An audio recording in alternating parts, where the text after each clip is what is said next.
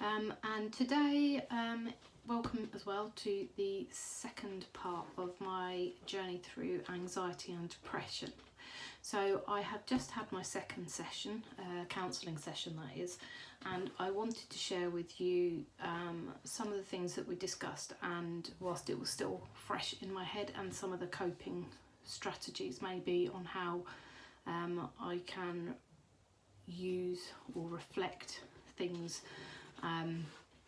for future reference as well. So one of the things that came out from the session was around responsibility and the fact that I feel responsible for so many things. So responsible for my family, each individual member in my family, responsible for my work colleagues, responsible for everything. And the fact that because I feel responsible, I then don't say no to people, or I think it's down to me. I feel responsible for fixing something that's gone wrong. So, and one of the things that we discussed was me trying to understand that it's okay for me not to be responsible for something, so to let those responsibilities go, and it's okay to do that. So that's something that I think has really resounded with me during this last session. Again, it all goes and links back to the trauma, as he called it, that occurred within my childhood. So and that's where it's gone from. I think it's because I've been so fearful of something happening to anyone that I love or care for, that a lot of my anxiety and depression comes from. So one of the other things that we spoke about was maybe putting a letter together, so whether that's to my former self, to another member of my family, and discussing all of these things and saying that no, I'm not going to do this anymore, or I want to stop being responsible for your actions, and it's okay for me to do that, and just use that as a way to explore what I want to relinquish responsibility or control of.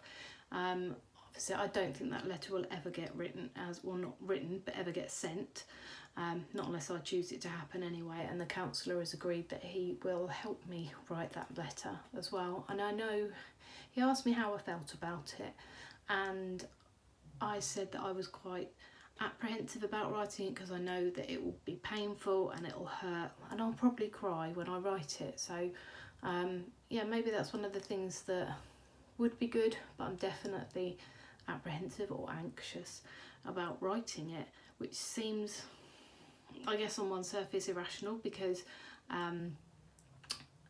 it may not ever be sent, and I'm just anxious about my anxieties. Who knows? I don't know. And then one of the other things that he suggested I do was to keep a journal each day of what's gone on and what I have felt responsible for, and some of the things that I have let go of, just to help me capture any cycles, just to see how often something comes up, how much it recurs. And I think that's probably a pretty good idea to do, and it will help me to capture the sort of things that I do feel anxious or guilty about doing. So I think there's definitely some merit in that. So yeah, I think it was a good session all in all.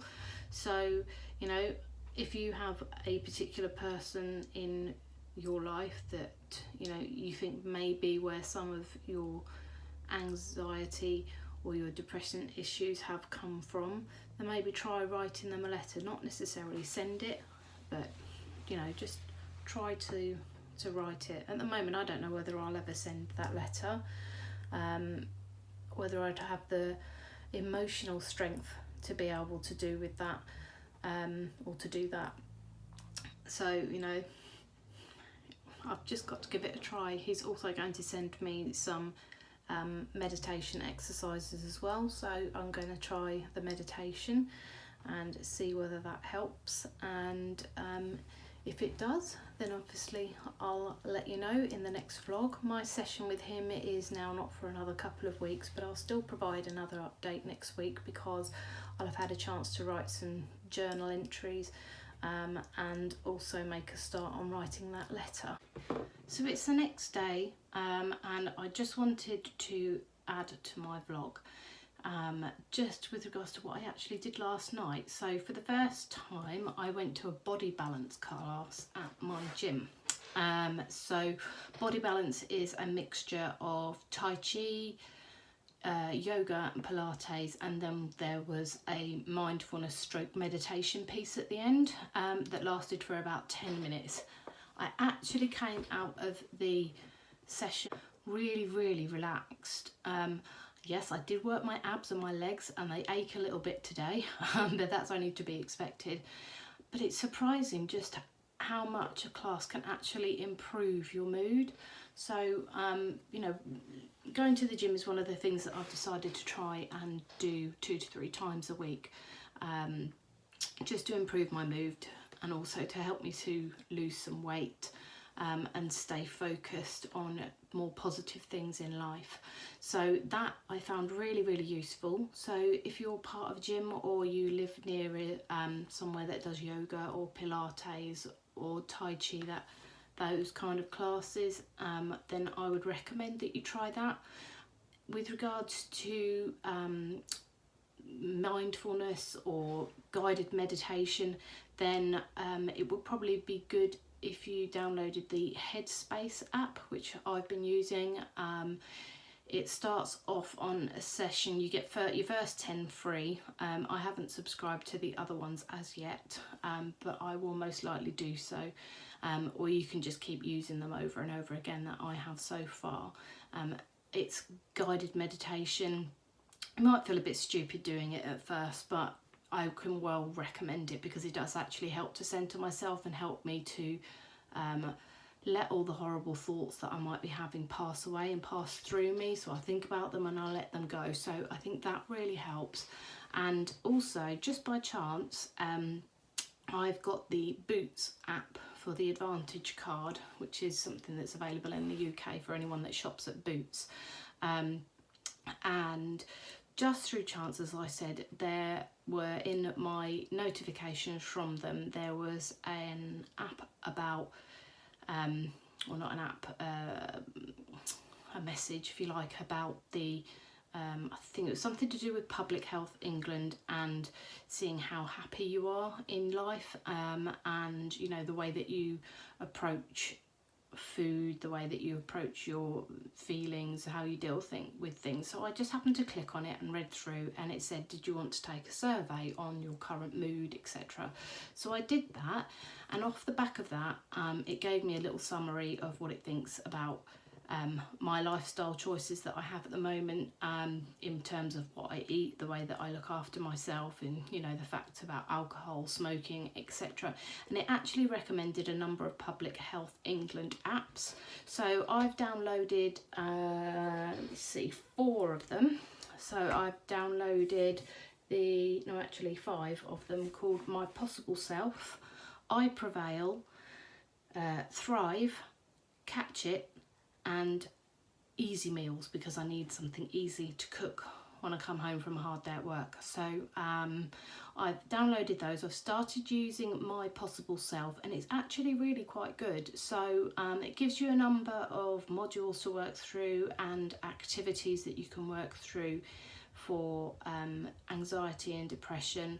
I've only just started it because there's a fair few to go through, and what I looked at last night was looking at things that you're thankful for, or things that are positive in your life, and making a note of those.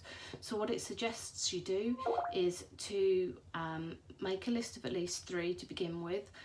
They can be anything. So I put, I'm thankful for my husband and the support that I have from him. I'm thankful for having support from my family and my friends, and it can be anything. And I added to it yesterday saying I'm thankful for having a job where my hours can be a little bit more flexible. So that, and then you just add to them one a day, or if there's any more than you can, but you just need to make sure that they're different each day and to track those over a week.